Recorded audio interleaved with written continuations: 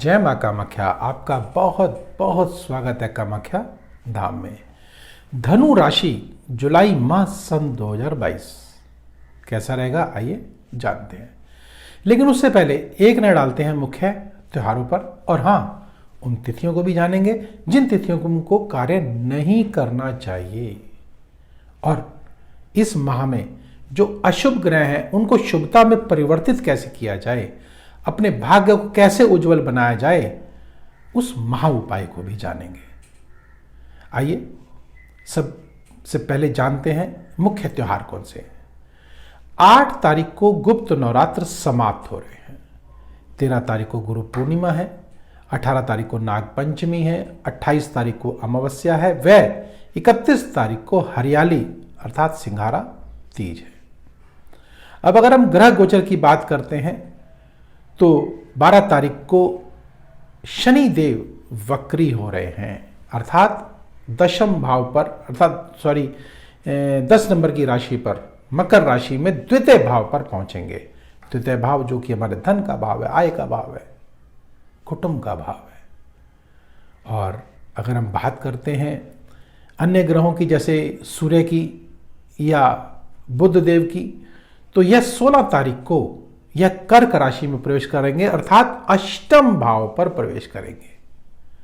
सूर्य देव का अष्टम भाव पर प्रवेश होना, भाग्येश सूर्य देव हैं, सिंह राशि क्योंकि भाग्य स्थान पर है, तो भाग्येश का अष्टम भाव पर विराजित होना 16 तारीख को, अर्थात 16 तारीख के बाद जो समय आएगा वह निश्चित तक कोई अगर आपका कार्य सरकारी कार्यों से जुड़ा हुआ अगर है तो उसमें विघ्न बाधा आ सकती है, निश्चितता आ सकती है, और मान सम्मान प्रतिष्ठा में हानि हो सकती है।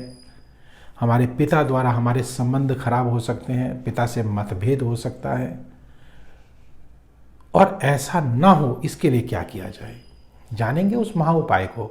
निश्चित इस माह को मंगलमय बनाएंगे, चमत्कारिक बनाएंगे, और इन अशुभ ग्रहों को निश्चित शांत अवश्य करेंगे। वह कैसे होगा? मां कामाख्या के तांत्रिक अचूक उपायों को। तंत्र से घबराए नहीं, डरे नहीं, मैं आपको भयभीत भी नहीं करना चाहता, सिर्फ आगाह करना चाहता हूं कि तंत्र से आप घबराए नहीं, पुनः आपको बताना देना चाहता हूं। तंत्र का मतलब होता है एक सिस्टम, किसी भी कार्य को एक किसी सिस्टम से किया जाएगा, दैट इज कॉल्ड तंत्रा।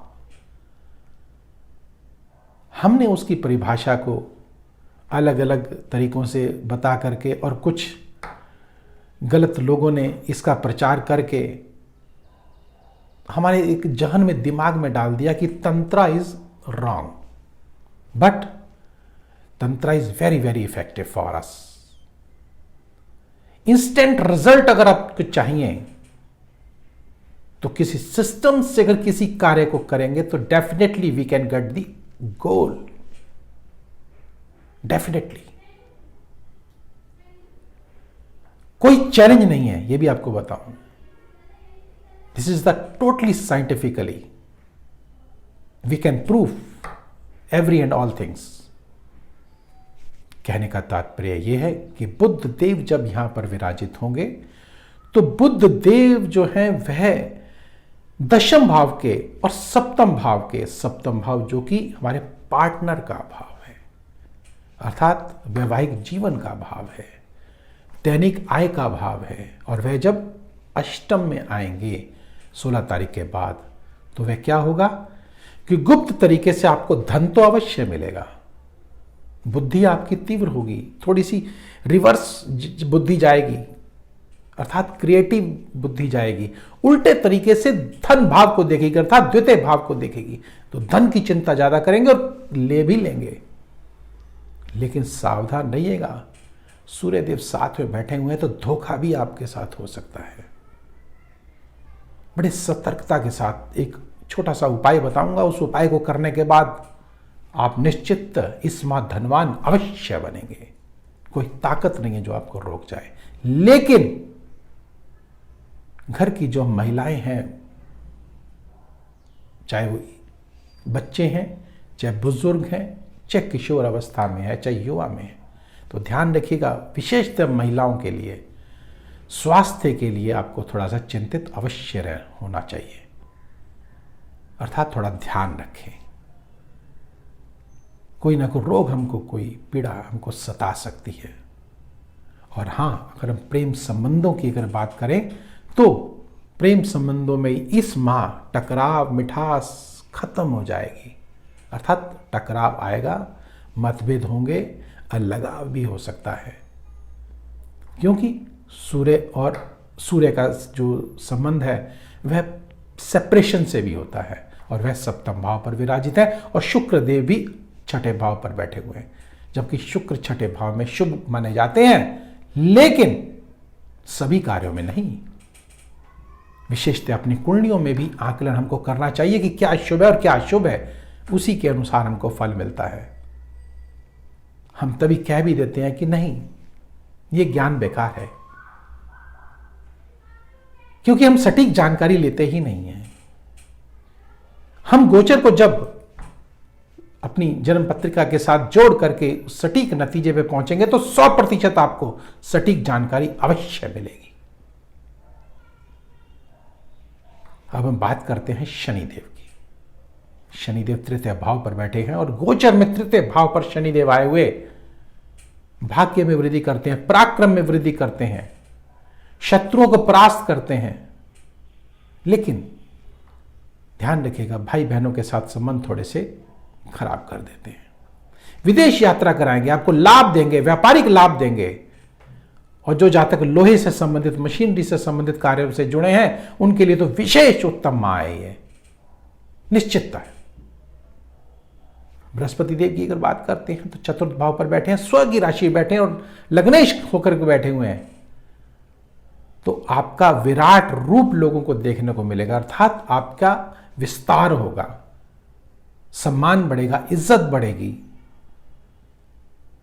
लेकिन ध्यान रखिएगा, सम्मान इज्जत जो देने वाले ग्रह हैं वह सूर्यदेव हैं। सूर्यदेव 16 तारीख के बाद जब अष्टम भाव पर आएंगे तो सतर्क अवश्य रहें, मान सम्मान प्रतिष्ठा में हानि हो सकती है, लेकिन उससे पहले आपको लाभ अवश्य होगा, धन से भी, मान से भी, प्रतिष्ठा से भी, ज्ञान से भी और समाज से भी। और जो पॉलिटिशियन हैं उनके लिए भी बहुत ही उत्तम यह माह है विस्तार करने का, उनका नाम ऊंचाइयों पे जाने का। अब यहां से बृहस्पति देव की अगर हम बात करते हैं तो पंचम दृष्टि से वे अष्टम भाव को देख रहे हैं। अष्टम भाव जो कि धोखे का भाव है, अर्थात कोई आपको धोखा नहीं दे पाएगा, कोई चीट नहीं कर पाएगा आपको। अब यहां से बृहस्पति देव जब नवम दृष्टि से दशम भाव को देखेंगे तो मान सम्मान प्रतिष्ठा में ऊंचाइयों पे आपको लेके अवश्य जाएंगे। जब नवम दृष्टि से यह द्वादश भाव को देखेंगे जो कि भोग का भाव है, हमारे शयन कक्ष का भाव है, तो आराम की नींद भी आपको आएगी, सुखों से आप भरपूर हो जाएंगे, ऐशो आराम से भरपूर हो जाएंगे, क्योंकि शुक्र भी द्वादश भाव को सप्तम दृष्टि से देख रहे हैं। अब हम मंगल की अगर बात करते हैं तो मंगल और राहु देव दोनों जो है पंचम भाव पर बैठे हैं। संतान पक्ष की तरफ से निश्चित है आपको कोई ना कोई नुकसान आपको हो सकता है, या उनके सुखों में कमी अवश्य आ सकती है, उनसे पीड़ा आपको हो सकती है। और ऐसा ना हो इसके लिए एक छोटा सा उपाय करेंगे। और आइए पहले उन तिथियों को जान लेते हैं जिन तिथियों को हमको शुभ कार्य नहीं करना चाहिए। 1 तारीख, 2 तारीख, 9 तारीख, 10, 18, 19, 27 और 28 तारीख भूल कर भी इन तिथियों को कार्य ना करें। अगर करना भी पड़े तो एक छोटा सा उपाय, वह क्या है कि तांबे की एक लोटा लीजिएगा, उसमें थोड़ा गुड़ डालिएगा, चाहे चुटकी भर गुड़ डाले, वो आपकी इच्छा है, और रात को अपने सिर की तरफ रख दीजिएगा और प्रातःकाल अपने सिर के ऊपर से 7 बार घुमा करके सूर्य देव को अर्घ चढ़ा दीजिएगा और प्रार्थना कीजिएगा कि हे सूर्य देव हमारे पापों को क्षमा करें। निश्चित आपके जो भाग्य है वह अवश्य खुल जाएगा, मान सम्मान प्रतिष्ठा में आपको सफलता अवश्य मिलेगी, चौमुखी विकास आपका अवश्य होगा। आप ऐसा करके देखें, आपको लाभ अवश्य मिलेगा। और हाँ, अगर आपको वीडियो पसंद आया हो तो लाइक करें, सब्सक्राइब करें और बेल बटन को अवश्य दबाएं, जिससे अगला वीडियो आपके पास सबसे पहले पहुंचे और आप लाभान्वित हो सके। नंबर स्क्रीन पर चल रहे हैं, व्यक्तिगत रूप से भी आप हमसे संपर्क करके अपने जीवन को सार्थक बना सकते हैं, अपने भाग्य को जान सकते हैं, अपनी जन्म पत्रिका का विवेचना करवा सकते हैं। तो आइए अब मुझे दीजिए आज्ञा। समय की सुई इशारा कर रही है कि मुझे अपनी वाणी को ही विराम देना होगा। मुझे दीजिए आज्ञा। जय माँ कामाख्या।